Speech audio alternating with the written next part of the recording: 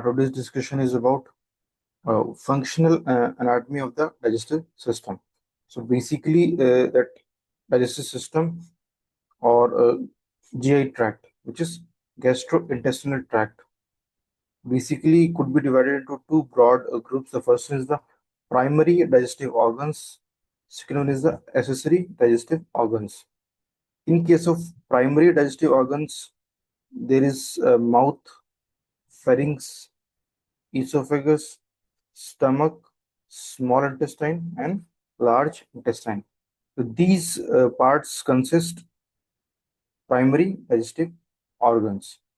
In case of accessory digestive organs, the structures are teeth, tongue, salivary glands, exocrine part of pancreas, liver, and gall bladder. So basically, these are the various parts and organs which we are going to discuss in digestive system. The first one is the primary digestive organs, and second one is the accessory digestive organs.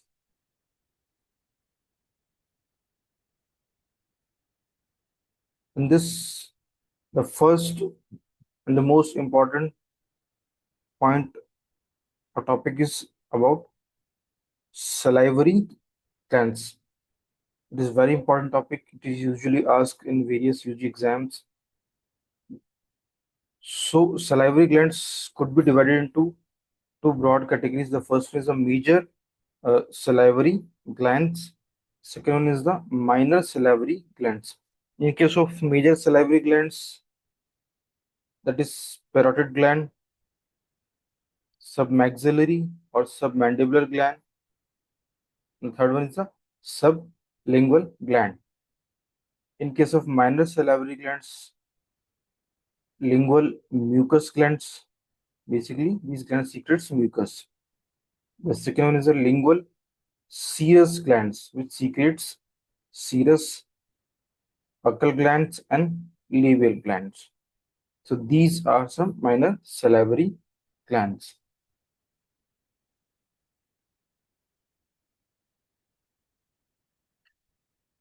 Now come to the parotid gland. So basically, parotid glands are the largest of all salivary glands, and the location of these salivary glands is the side of the face just below and in front of the ear. This is the parotid gland, and the location is the side and below, in front of the ear, in front of the ear, and below. Secretions from these glands are emptied into the oral cavity by Stenson's duct. There is a specific duct which is responsible for secretions from the parotid gland to the oral cavity, and the opening of this Stenson's duct is at the upper second molar tooth. Upper second molar tooth, 35 to 40 millimeter is the length of that Stenson's duct.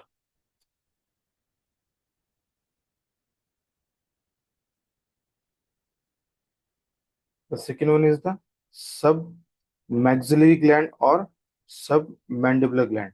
Basically, these are located in submaxillary triangle and medial to mandible. Saliva from these glands basically emptied into the oral cavity by Wharton duct. In case of parotid, it was Stenson's duct, and in case of submaxillary or submandibular gland, it is Wharton duct. Basically, the duct opens at the side of the frenulum of the tongue by means of small openings on papilla, which is called caruncula sublingualis. That is caruncula sublingualis. So at this papilla, uh, the Wharton duct opens, which is at the side of frenulum of the tongue. The third gland is the sublingual gland, and these are the smallest salivary glands, which is situated in the mucosa at the floor of the mouth. So, saliva from these glands are secreted into the oral cavity by these small ducts, which are called ducts of Ravenous. And these ducts open on small papilla beneath the tongue, and one of the duct is larger, and that larger duct is called Bartholin duct. Basically, there are small 15 to 5 to 15 small ducts which are called ducts of Ravenous. These small ducts opens on papilla which is present beneath the tongue, and one of these ducts is larger, and that is called Bartholin duct. It drains the anterior part of the gland and opens at the canicula sublingualis, where the submaxillary or submandibular glands opening were present. It is nearer these openings, sublingual glands also opens at canicula sublingualis. Now come to the structural and duct system of salivary glands. So basically, salivary glands are formed by acini or alveoli, and each acinus is formed by a small group of cells which surround a central globular cavity. Central cavity of each acinus is continuous with the lumen of the duct. So basically, these are the specific acinus. These are the various acinus. These are the cells. These are the mucous cells, and these are the serous cells. Some acini have both serous and mucous cells. So these acini basically opens actually these cells have a common lumen that is opening into the duct. These are the acini. This one is the small duct, acini, and small ducts, acini and small ducts. So in case of each acinus, there are cells which could be serous cells, which could be mucous cells, or in some acini, both serous and mucous cells are present. And between these cells, there is a lumen which is continuous with uh, these ducts, and these ducts could be uh, that is intralobular, or intercalated. We can start from there: intercalated, intralobular, and interlobular. Finally, they are reaching to the main duct. So the duct which is in continuous with the acini is called intercalated duct, and by conjoin by joining with these intercalated ducts, common duct is called intralobular duct, and various intralobular duct by joining forms interlobular duct, and finally these interlobular ducts forms main duct, which secretes the serous or mucosa.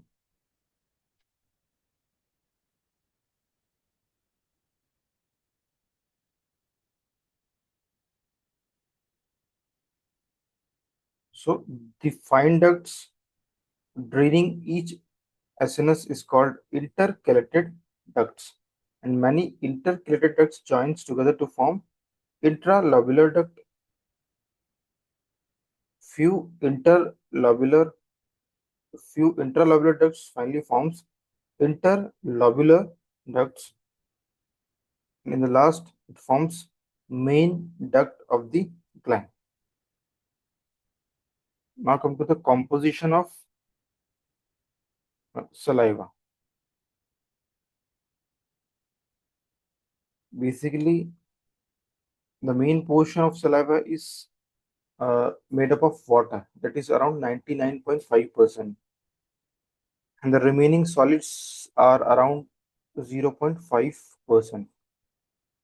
In case of solids, it could be divided into organic substances, in which we have enzymes and some other organic substances. So, solids having organic substances, inorganic substances, and gases.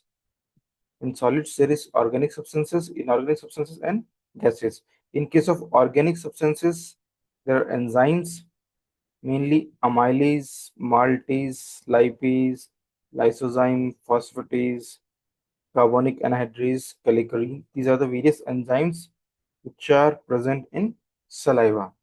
Some other organic substances like mucus, albumin, various proline-rich proteins, lactoferrin, IgA, blood group antigens, amino acids, non-proteinaceous substances, urea, uric acid, creatinine, xanthin, hypoxanthine. These are other organic substances other than the enzymes. In case of inorganic substances, the common examples are sodium, sodium, calcium, potassium, bicarbonate, bromide, chloride, fluoride, phosphate. In case of gases, oxygen, carbon dioxide, and nitrogen. Normally, glucose is absent in saliva, but it is found in saliva during diabetes mellitus. So normally glucose is not present in saliva, but in case of diabetes mellitus, there could be presence of glucose.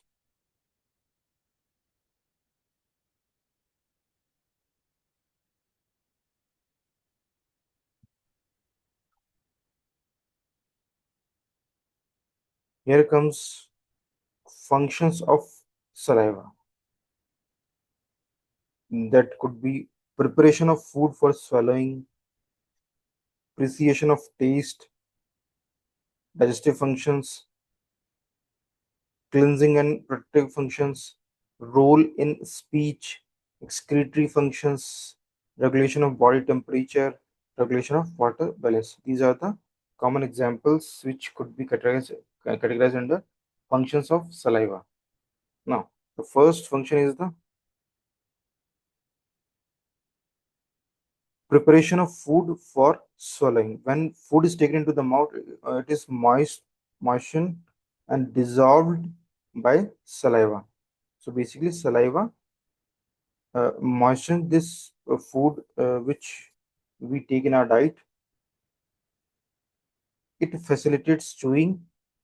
By the movement of the tongue, the moistened and masticated food is rolled into a bolus. Mucin of saliva lubricates that bolus and finally facilitates swallowing or deglutition.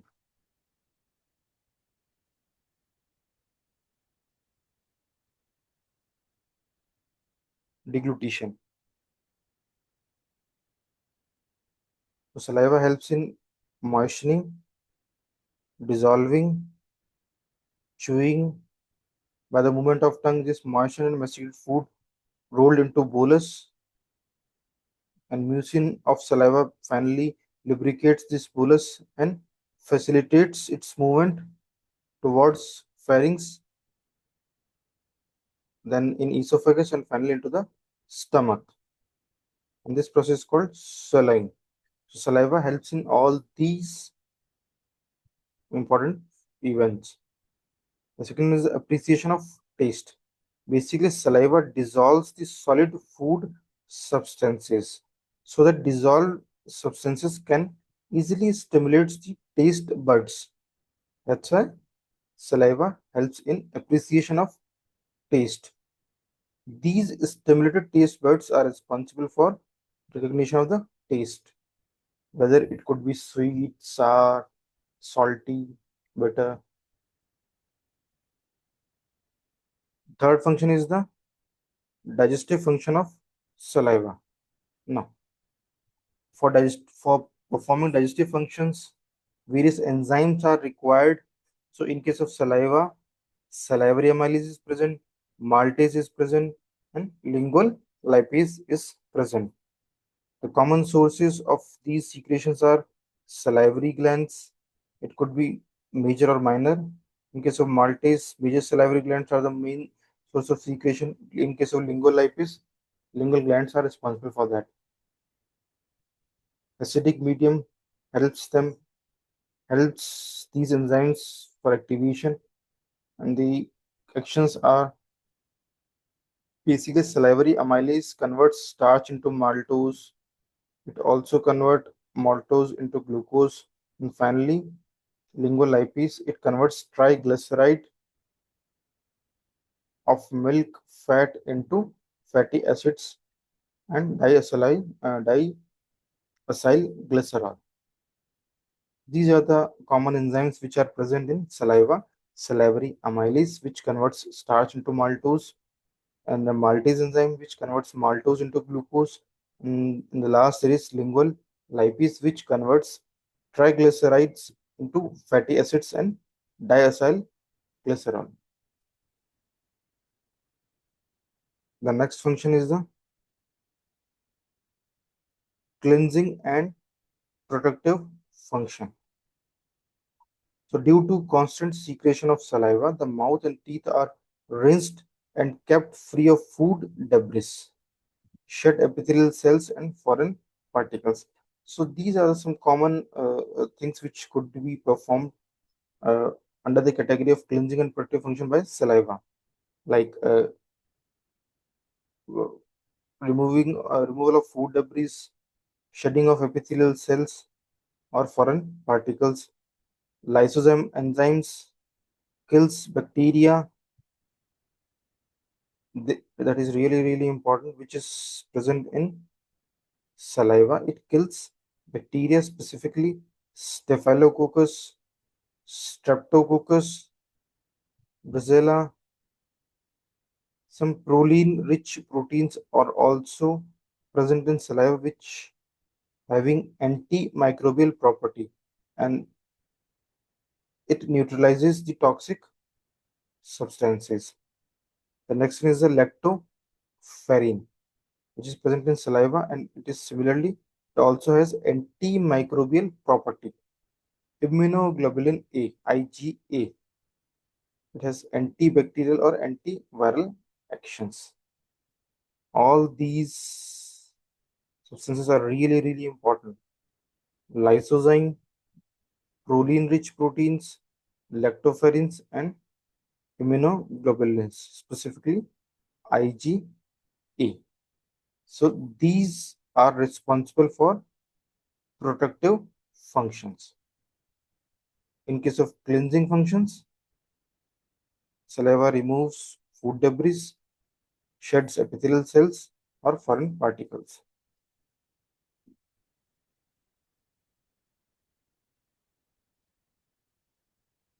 Some other functions have role in speech. Obviously, by moistening or lubricating saliva helps in speech. If